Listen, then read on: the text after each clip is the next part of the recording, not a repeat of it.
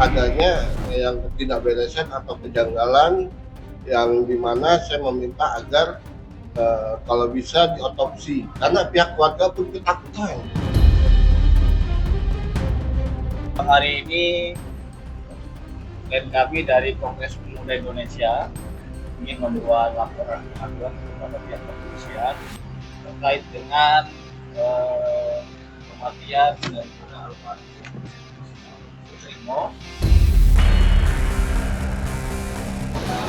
Sudah ditanya sejak pemeriksaan awal dan Pak MA sudah menjawab tidak, dia bukan pemilik dari emas tersebut.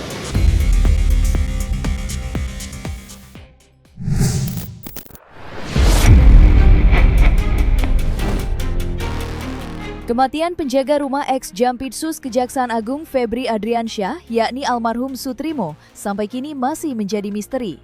Tewas dalam keadaan mengenaskan dengan kondisi mulut berbusa, tentu saja mengundang banyak tanya apa yang sebenarnya terjadi dengan Sutrimo hingga kematiannya dianggap tak wajar. Terlebih almarhum mengembuskan napas tak lama setelah majikannya Febri Adriansyah resmi ditetapkan menjadi tersangka atas dugaan korupsi dan tindak pidana pencucian uang atau TPPU.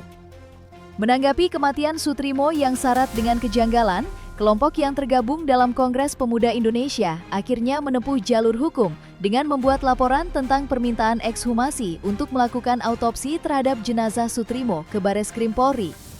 Melalui kuasa hukumnya, Pitra Romadoni, KPI mendesak polisi segera melakukan ekshumasi terhadap jenazah Sutrimo. Kini bola liar terkait meninggalnya Sutrimo berada di tangan polisi.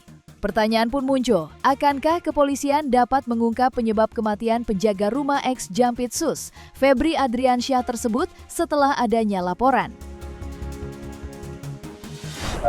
Hari ini klien kami dari Kongres Pemuda Indonesia ingin membuat laporan pengaduan kepada pihak kepolisian terkait dengan kematian dan juga almarhum Sutrimo, ya, yang menurut klien kami terdapat banyaknya dugaan kejanggalan terkait dengan kematian almarhum. Untuk memastikan kematian beliau itu secara forensik tentu harus dilakukan melalui metode scientific crime investigation, karena sampai hari ini kita belum mengetahui apa penyebab kematian Pak Sutrimo, ya, sehingga ia menjadi tanda tanya di tengah-tengah masyarakat kita. Nah, maka dari itu untuk memastikan itu, ya, kami kira dengan adanya laporan pengaduan daripada Kongres Pemuda Indonesia, Polri memiliki kewenangan, ya, untuk melakukan ekshumasi dan otopsi. Karena kita ketahui otopsi saja berdasarkan kajian daripada dokter forensik itu hanya bisa dilakukan dalam jangka waktu 1 minggu semenjak yang bersangkutan itu sudah diketemukan. Kalau sudah lewat 1 minggu itu bisa dimungkinkan, masih dimungkinkan selama 2 minggu lagi. Jadi berdasarkan pandangan daripada dokter forensik, ekshumasi untuk melakukan otopsi pemeriksaan secara keseluruhan oleh dokter forensik terhadap mayat itu paling lama itu hanya bisa dapat dilakukan 1 bulan. Habis itu nggak bisa dilakukan lagi karena sudah bercampur dengan tanah, zatnya sudah berubah. Maka dari itu untuk memastikan itu kami hari ini membuat laporan pengaduan agar peristiwa ini terang-terangan.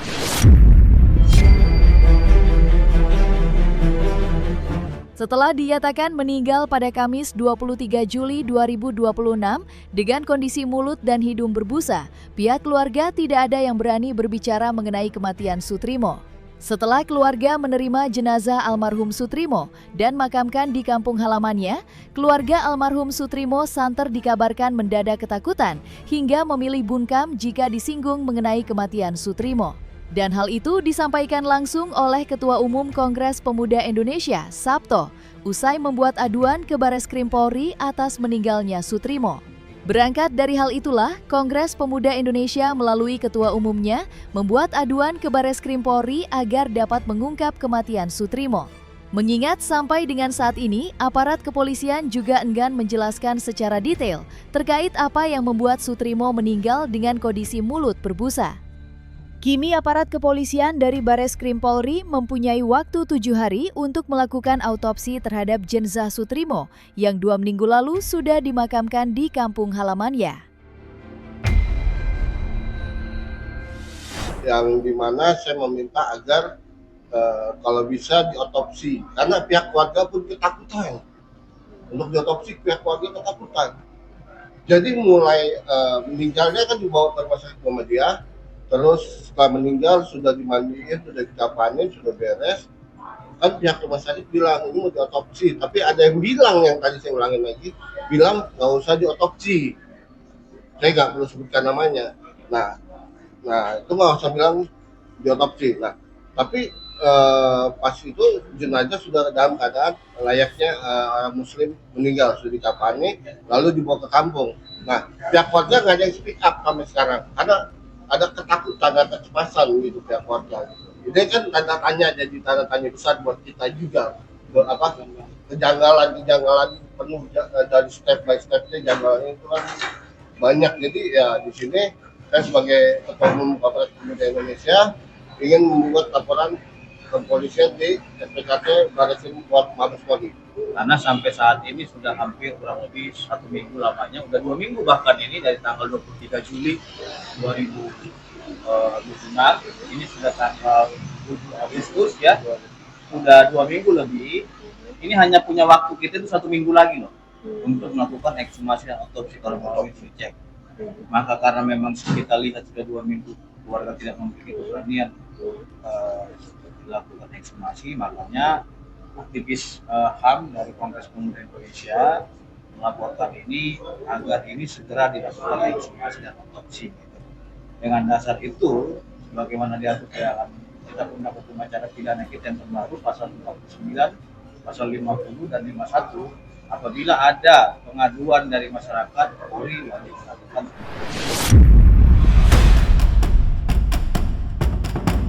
Kematian Sutrimo yang dianggap tak wajar dengan mulut berbusa juga mendapat sorotan tajam dari Ketua Indonesia Police Watch, Sugeng Teguh Santoso. Dalam pernyataannya, Sugeng membeberkan jika kematian penjaga rumah Febri Adriansyah itu akibat keracunan. Sutrimo yang belum lama berangkat ke Jakarta dan bekerja di rumah Febri, tentu kematiannya menjadi tanda tanya.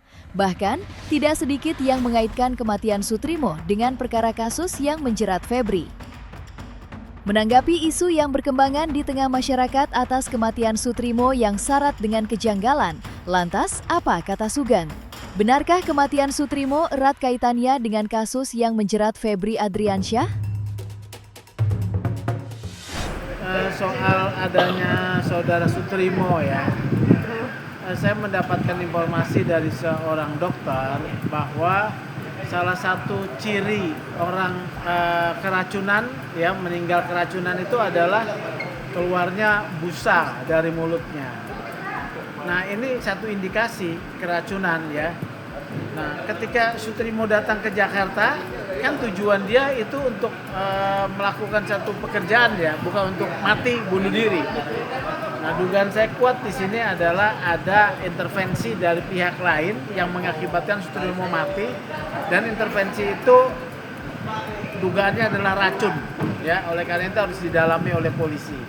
Saya mendukung ada kelompok sipil yang mau melaporkan ini sebagai tindak pidana supaya bisa dibongkar oleh kepolisian. Saya mengharapkan tim 9 membuka lebih luas proses penyidikan ini untuk meminta pertanggungjawaban pihak lain yang belum terjerat, termasuk orang yang dinilai orang yang memiliki kekuatan yang besar tersebut. Ya. Karena ini kan tanda tanya ini sangat besar di tengah-tengah masyarakat. Anda bisa lihat di TikTok, di IG dan lain-lain. Jadi ini kan harus dibuktikan melalui scientific crime investigation. Artinya biar terputus spekulasi-spekulasi masyarakat di tengah-tengah masyarakat kita saat ini. Karena banyak beranggapan ada yang bilang diracun kan gitu. Ada yang bilang kemarin juga jangan-jangan itu ada potasium, jangan-jangan itu ada penyakit lambung, jangan-jangan hal macam-macam lah terkait dengan itu. Untuk mematahkan itu semua, maka kita lakukan agar ini diungkap dan segera diotopsi agar tahu penyebabnya apa. Terlepas dari kematian penjaga rumah mantan Jaksa Agung Muda Tindak Pidana Khusus Febri Adriansyah, kemarin yang bersangkutan baru saja dilakukan pemeriksaan oleh tim 9 di Gedung Utama Kejaksaan Agung. Namun begitu, tidak sedikit yang meragukan independensi tim 9 bentukan Kejaksaan Agung untuk mengusut tuntas perkara dugaan korupsi dan TPPU Febri Adriansyah. Keraguan itu makin kuat lantaran sampai dengan hari ini belum terungkapnya siapa pemilik batangan tumpukan emas 74 kg yang ditemukan di rumah kediaman Febri Adriansyah. Menanggapi isu yang berkembang luas di tengah masyarakat terkait kepemilikan emas yang ditemukan di kediaman Febri pada saat dilakukan penggeledahan, tim kuasa hukum Febri akhirnya buka suara.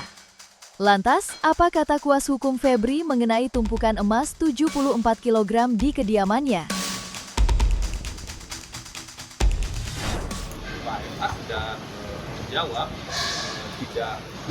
dia bukan pemilik dari emas tersebut, dan juga ditegaskan tadi sempat ada pertanyaan lanjutan gitu ya terkait hal tersebut, itu ditegaskan kembali justru menurut kami agar perkara ini terang benderang, agar perkara ini tidak kemudian disebut sebagai perkara yang dipaksakan, karena kita tahu prosesnya begitu cepat, ada banyak bolong-bolong dalam penanganan perkaranya. Jadi agar perkara ini tidak kemudian disebut sebagai perkara yang dipaksakan, maka seharusnya pemilik emas itu atau pemilik uang tersebut harus clear terlebih dahulu siapa pemilik uang dan emas. Setelah clear pemiliknya, barulah kita bisa bicara atau mendalami lebih lanjut asal usulnya dari mana. Asal usul ini yang sangat penting menurut kami, karena kalau bicara soal tindak pidana pencucian uang, maka asal usul dari hasil kejahatan itu betul-betul harus dibuktikan agar betul-betul bisa diketahui ini benar-benar pencucian uang atau tidak. Nah, menurut kami itu yang belum clear dan samar-samar sampai dengan saat ini. Jadi harusnya kalau perkaranya nggak tertutup, itu dulu yang di-clearkan.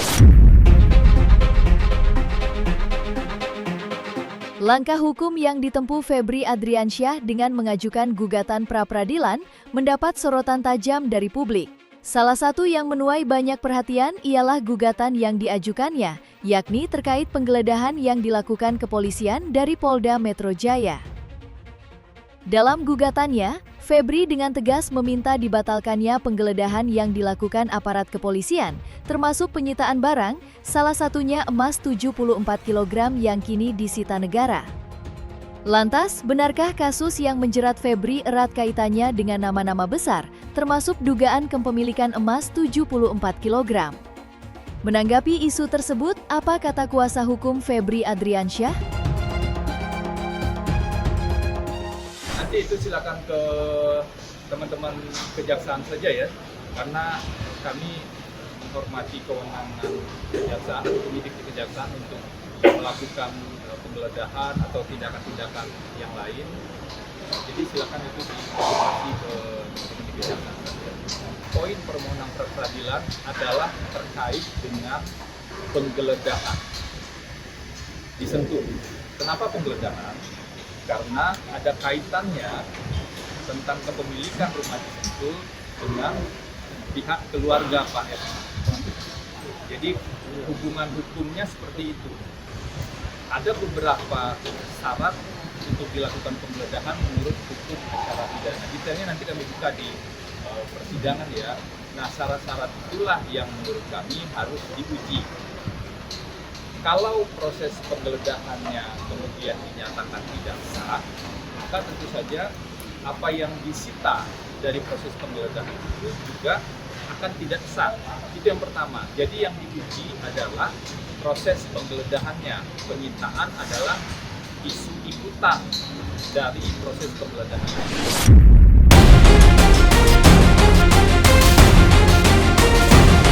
Nah, selesai sudah Cumi Lovers. Saksikan terus Cumi Indep, kabar lengkap, mendalam, dan akurat dari narasumber terpercaya.